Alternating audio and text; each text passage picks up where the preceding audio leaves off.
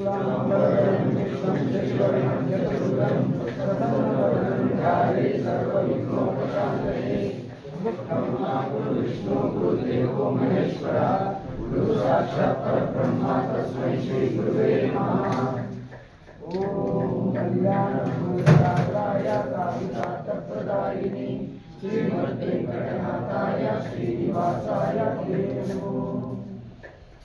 ओम सर्वमंगलमांगल्ये शिवे सर्वार्थसाधिके शरण्ये परकर्म मंत्र यंत्र तंत्र औषधि अर्थशस्त्राणि संहार संहारा मृत्योर्मोचया मोचया आयुर्वर्धया वर्धया शत्रुर्नाशया नाशया।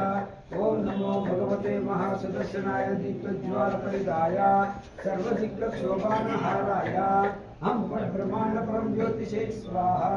ओम सुदर्शनाय विद्महे महाज्वालाय धीमहि तन्नो चक्र प्रचोदयात्।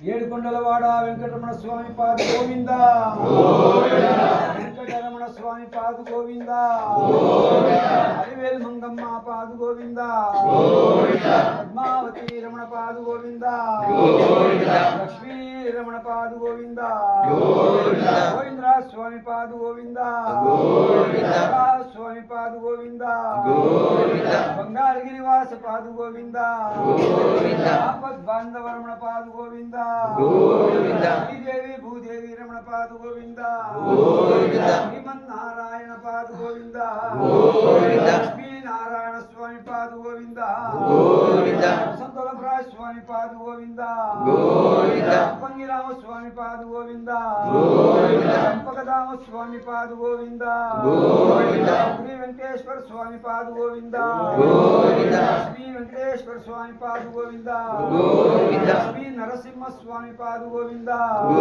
ఈశ్వరూపెంట చలపతి పాదు గోవింద, గరుడు వాన రమణ పాదు గోవింద, ఆంజనేయుడ పాదు గోవింద, గోవింద గోవింద గోవింద గోవింద గోవింద గోవింద గోవింద। జై శ్రీరామ్ జై శ్రీరామ్ జై శ్రీరామ్ జై శ్రీరామ్ జై శ్రీరామ్ జై శ్రీరామ్। ओम नमः शिवाय ओम नमः शिवाय ओम नमः शिवाय ओम नमः शिवाय ओम नमः शिवाय ओम नमः शिवाय। बोलो वीर धीर शूर हनुमान के जय, बोलो वीर धीर शूर हनुमान के जय, बोलो वीर धीर शूर हनुमान के जय, बोलो शासन महाराज के जय, बोलो अम्बावाली माता की जय, बोलो पांडुरंग महाराज के जय, बोलो दत्तात्रेय महाराज के जय।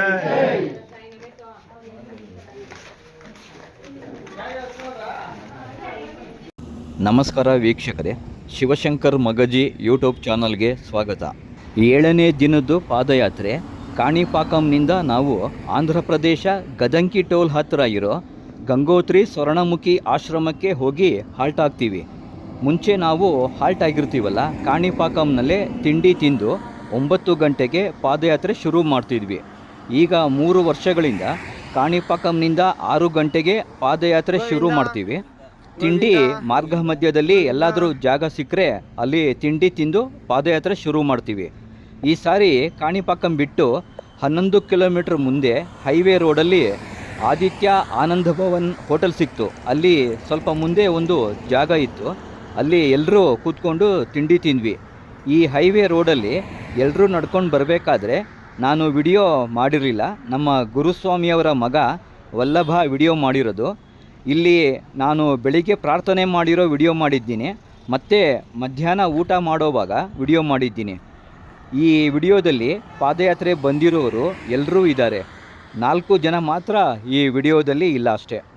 ಎಲ್ಲರೂ ಅವರವರ ಗ್ರೂಪ್ ಜೊತೆ 2, 3, 5 ಜನ ಹಾಗೆ ನಡ್ಕೊಂಡು ಬರ್ತಾ ಇದ್ದಾರೆ।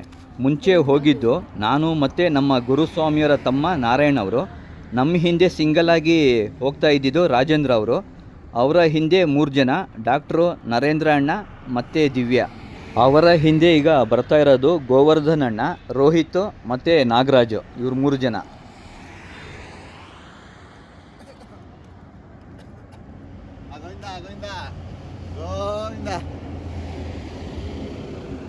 ಈಗ ಇಬ್ಬರು ಬರ್ತಾ ಇರೋರು ಅಮರಣ್ಣ ಮತ್ತು ಸತೀಶ್ ಅಂತ।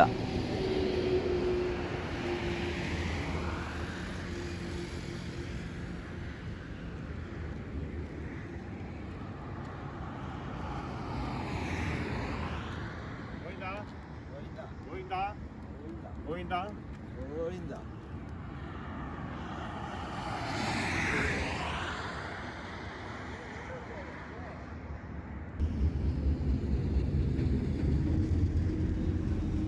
ಈಗ ಬರ್ತಾ ಇರೋದು 3 ಜನದಲ್ಲಿ ನಮ್ಮ ಗುರುಸ್ವಾಮಿಯವರು ವೆಂಕಟೇಶ್ ಅವರು, ಈಶಾ ಅಮ್ಮ ಮತ್ತು ಈಶಾ ಅಮ್ಮ ಅವರ ಮಗ ಬರ್ತಾ ಇದ್ದಾರೆ ಈಗ 3 ಜನ.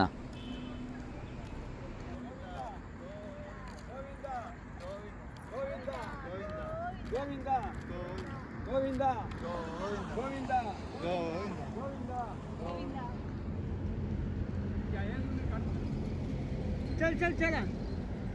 ಈಗ ಅಲ್ಲಿ ದೂರದಲ್ಲಿ ಬರ್ತಾ ಇದ್ದಾರೆ ಎಲ್ಲರೂ ಒಟ್ಟಾಗಿ 8 ಜನ ಒಟ್ಟಿಗೆ ಬರ್ತಾ ಇದ್ದಾರೆ. ಕೊನೆ ಟೀಮ್ ಅದು. ಇನ್ನೊಂದು 4-5 ಜನ ಇದ್ದರು, ಅವರು ಬೇರೆ ರೂಟಲ್ಲಿ ಹೊರಟೋಗಿದ್ರು ಪಾದಯಾತ್ರೆ. ಹಳೆಯ ರೂಟು ಇತ್ತು, ಒಂದು ನಡ್ಕೊಂಡು ಹೋಗ್ತಾ ಇದ್ವಿ ಮುಂಚೆ. ಈ ರೋಡ್ ಆಗಿರಲಿಲ್ಲ ಅವಾಗ, ಮುಂಚೆ ಬೇರೆ ರೂಟಲ್ಲಿ ಹೋಗ್ತಾ ಇದ್ವಿ ಶಾರ್ಟ್ಕಟ್ಟಾಗಿ. ಈಗ ಇದು ಹೊಸ್ದಾಗಿ ಮಾಡಿದ್ದಾರೆ, 5 ವರ್ಷ ಆಯಿತು ಈ ರೋಡ್ ಮಾಡಿ. ಈಗ ಎಲ್ಲರೂ ಈ ಹೈವೇ ರೋಡಲ್ಲೇ ಹೋಗ್ತೀವಿ. ಅವರೆಲ್ಲ ಶಾರ್ಟ್ಕಟ್ಗೆ ಹೋಗ್ಬಿಟ್ಟಿದ್ರು 5 ಜನ, ಅವರು ಈ ವಿಡಿಯೋದಲ್ಲಿ ಇಲ್ಲ. ಈಗೆಲ್ಲ ಗ್ರೂಪ್ ನೋಡಿ 8 ಜನ ಈಗ ಬರ್ತಾ ಇದ್ದಾರೆ. 8 ಜನ ಇದರಲ್ಲಿ, ಇವರೆಲ್ಲ ಒಟ್ಟಿಗೆ ಬರ್ತಾ ಇದ್ದಾರೆ. ಇಲ್ಲಿಂದ 2 ಕಿಲೋಮೀಟ್ರ್ ಮುಂದೆ ಹೋದ್ಮೇಲೆ ಎಲ್ಲರೂ ತಿಂಡಿ ತಿಂದು ಪಾದಯಾತ್ರೆ ಶುರು ಮಾಡಿದ್ದು ನಾವು. ಗೋವಿಂದ ಗೋವಿಂದ ಗೋವಿಂದ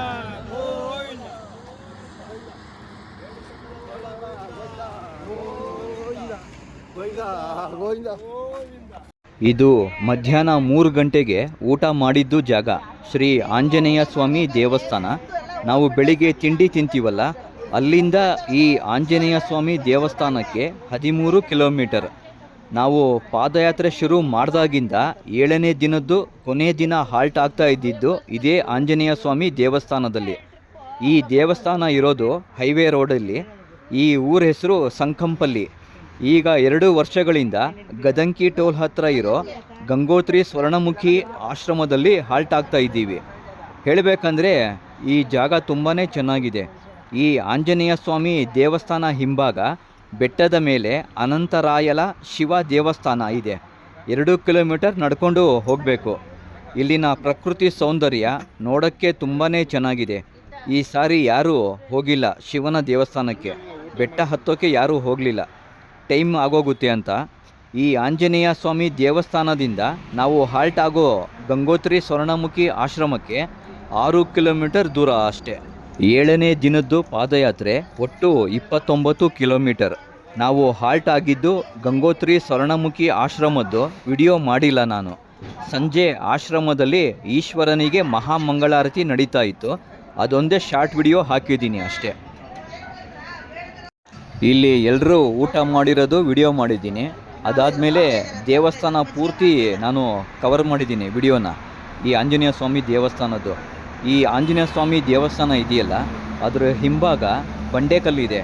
ಇದು ಆಂಜನೇಯ ಉದ್ಭವ ಆಗಿರೋದು ಈ ಜಾಗದಲ್ಲಿ. ಬಂಡೆಕಲ್ಲಿದೆ ಹಿಂಭಾಗ, ದೇವಸ್ಥಾನ ಹಿಂಭಾಗ ಬಂಡೆಕಲ್ಲಿದೆ ದೊಡ್ಡದು, ಅದರಲ್ಲಿ ಉದ್ಭವ ಆಗಿರೋದು. ಇದು ಕೆತ್ತಿರೋದಲ್ಲ, ಉದ್ಭವ ಆಗಿರೋದು ಈ ದೇವಸ್ಥಾನ.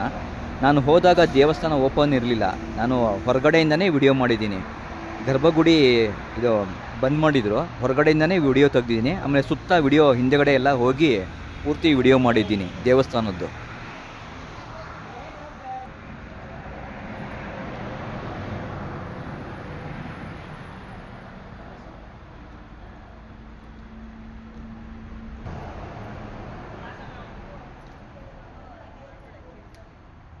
ಯಾವತ್ತು ಬಿಡ್ತೀರಾ ಇದು ವಿಡಿಯೋ? ಆದರೆ ಬಿಡ್ತೀನಿ, ಇಲ್ಲಾಂದರೆ ಬೆಂಗಳೂರು ಹೋದ್ಮೇಲೆ ಎಲ್ಲ ಒಂದೊಂದಾಗಿ ಎಲ್ಲ ಬಿಡಬೇಕು.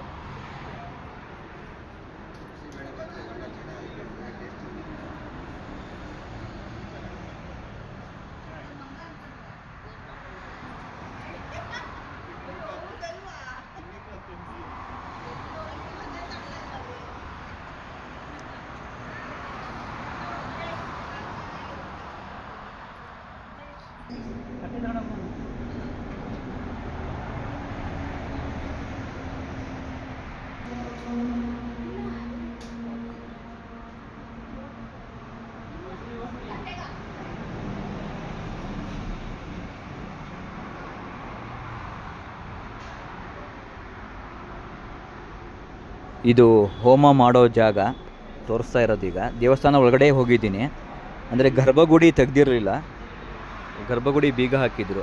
2 ಗೇಟ್ ಇದೆ, ಒಳಗಡೆ ಒಂದಿದೆ ಮತ್ತು ಹೊರಗಡೆ ಒಂದು ಹಾಕಿದ್ದಾರೆ. ಮುಂಚೆ ನಾವು ಇಲ್ಲೇ ಮಲಗ್ತಾ ಇದ್ದೀವಿ ಒಳಗಡೆನೇ ಎಲ್ಲರೂ. ಆವಾಗ ಸುಮಾರು ವರ್ಷ ನಾನು ಸ್ಟಾರ್ಟ್ ಮಾಡಿದ್ದೆ ಆವಾಗ 2006 ಅವಾಗಿಂದನೂ ನಾವು 2023ವರೆಗೂ ನಾವು ಇಲ್ಲೇ ಮಲಗ್ತಾ ಇದ್ದಿದ್ದು. ಈಗ 2 ವರ್ಷದಿಂದ ಜಾಗ ಚೇಂಜ್ ಆಗಿದೆ ನಮ್ಮದು ಹಾಲ್ಟ್ ಆಗೋದು. ಆಂಜನೇಯ ಸ್ವಾಮಿ ದೇವಸ್ಥಾನ ಇದು ಉದ್ಭವ ಆಗಿರೋದು. ಇದ್ರ ಹಿಂದೆ ವಿಡಿಯೋ ಮಾಡಿದ್ದೀನಿ ನಾನು, ಹೋದ ವರ್ಷ ವಿಡಿಯೋ ಮಾಡಿದ್ದೀನಿ. ಅದು ಪೂರ್ತಿ ದೇವಸ್ಥಾನ ತೆಗ್ದಿದ್ರು, ಆಗ ಪೂಜಾರು ಇದ್ದರು. ಈ ವರ್ಷ ನಾವು ಹೋದಾಗ ತೆಗ್ದಿರಲಿಲ್ಲ. ಇಲ್ಲಿ ಅರಳಿ ಮರ ಇದೆ, ಇಲ್ಲಿ ಗಣೇಶನ ವಿಗ್ರಹ ಇದೆ, ಅದ್ರ ಪಕ್ಕ ನಾಗ ಪ್ರತಿಷ್ಠಾಪನೆ ಕೂಡ ಮಾಡವ್ರೆ. ಜಾಗ ಮಾತ್ರ ತುಂಬ ಚೆನ್ನಾಗಿದೆ. ಇಲ್ಲಿ ಕೂಲಾಗಿರುತ್ತೆ, ಒಳ್ಳೆ ವೆದರು, ಮಲ್ಕೊಳಕ್ಕೂ ತುಂಬ ಚೆನ್ನಾಗಿರುತ್ತೆ ಜಾಗ ಇದು.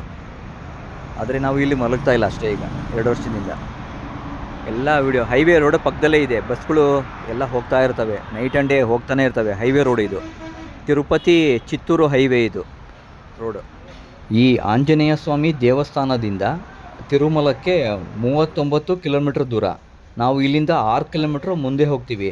ಗಂಗೋತ್ರಿ ಸ್ವರ್ಣಮುಖಿ ಆಶ್ರಮಕ್ಕೆ ನಮಗೆ 6 ಕಿಲೋಮೀಟ್ರ್ ಕಡಿಮೆ ಆಗುತ್ತೆ ಕೊನೆ ದಿನದ್ದು ಪಾದಯಾತ್ರೆಯಲ್ಲಿ.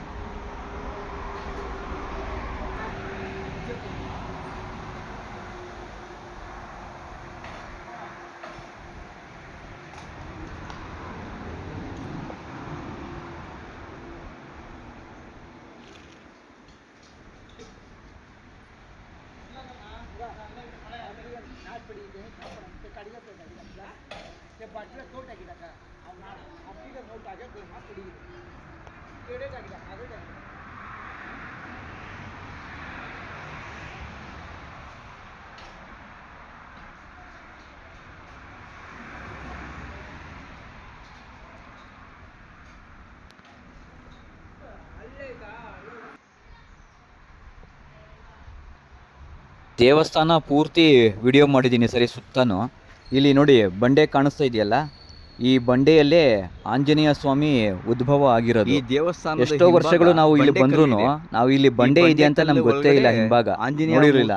ಯಾಕಂದ್ರೆ ನಾವು ಬಂದ ತಕ್ಷಣ ದೇವಸ್ಥಾನ ನೋಡಕ್ಕೆ ಹಿಂದೆಗಡೆ 2 ಕಿಲೋಮೀಟರ್ ನಡ್ಕೊಂಡು ಹೋಗ್ತಾ ಇದ್ವಿ. ಬೆಟ್ಟದ ಮೇಲೆ ಒಂದು ದೇವಸ್ಥಾನ ಇದೆ ಈಶ್ವರಂದು.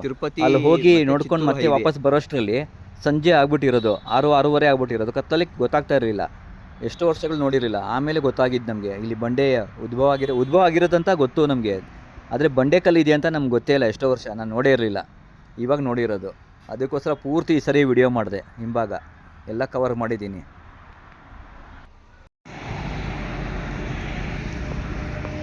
ಆಂಜನೇಯ ಸ್ವಾಮಿ ದೇವಸ್ಥಾನ ಬಿಟ್ಟು ಒಂದು 3 ಕಿಲೋಮೀಟ್ರ್ ಹೋದ್ಮೇಲೆ ಇನ್ನೇನು ಹತ್ತಿರ ಬರ್ತಾ ಇರ್ಬೇಕಾದ್ರೆ ಇನ್ನೊಂದು 2 ಕಿಲೋಮೀಟ್ರ್ 2.5 ಕಿಲೋಮೀಟ್ರ್ ಇರಬೇಕು ಸ್ವರ್ಣಮುಖಿ ಆಶ್ರಮಕ್ಕೆ ನಾವು ಹಾಲ್ಟ್ ಆಗೋದು. ಅಲ್ಲಿ ಕೊನೆಯದಾಗಿ ಇದೇ ವಿಡಿಯೋ ಮಾಡಿದ್ದು ನಾನು. ಸೀನ್ರಿ ನೋಡೋಕ್ಕೆ ಚೆನ್ನಾಗಿ ಕಾಣ್ತಾ ಇದೆಯಲ್ಲ ಅಂತ, ಬೆಟ್ಟ ಕಾಣಿಸ್ತಾ ಇದೆ ಎದುರುಗಡೆ, ಅದಕ್ಕೋಸ್ಕರ ಒಂದು ವಿಡಿಯೋ ಮಾಡಿದೆ. ಇದೇ ಕೊನೆ ವಿಡಿಯೋ 7ನೇ ದಿನದ್ದು ಮಾಡಿದ್ದು ನಾನು. ಆಶ್ರಮ ಹೋದ್ಮೇಲೆ ನಾನು ವಿಡಿಯೋನೇ ಮಾಡಿಲ್ಲ. ಮಾಡಬೇಕಾಯ್ತು, ನಾವು ಹಾಲ್ಟ್ ಆಗೋ ಜಾಗನ ತೋರಿಸ್ಬೇಕಾಗಿತ್ತು, ಆದರೆ ನಾನು ಮಾಡೋಕ್ಕೆ ಆಗಲಿಲ್ಲ. ಪ್ರಿಯ ವೀಕ್ಷಕರೇ, ನನ್ನ ವಿಡಿಯೋಗಳು ನಿಮಗೆ ಇಷ್ಟ ಆದರೆ ಲೈಕ್, ಸಬ್ಸ್ಕ್ರೈಬ್, ಕಾಮೆಂಟ್ ಮಾಡಿ. ಹೊಸೊಬ್ಬರು ನನ್ನ ಚಾನಲ್ ನೋಡ್ತಿದ್ರೆ ನನ್ನ ಚಾನಲ್ ಸಬ್ಸ್ಕ್ರೈಬ್ ಆಗಿ, ಪಕ್ಕದಲ್ಲಿ ಕಾಣೋ ಬೆಲ್ ಐಕಾನ್ ಒತ್ತಿ ಆಲ್ ಅಂತ ಕೊಡಿ. ನಾನು ಅಪ್ಲೋಡ್ ಮಾಡೋ ವಿಡಿಯೋಗಳು ನಿಮಗೆ ನೋಟಿಫಿಕೇಷನ್ ಬರುತ್ತೆ. ಮತ್ತೆ ಮುಂದಿನ ವಿಡಿಯೋದಲ್ಲಿ ಭೇಟಿಯಾಗೋಣ. ಜೈ ಹಿಂದ್, ಜೈ ಕರ್ನಾಟಕ.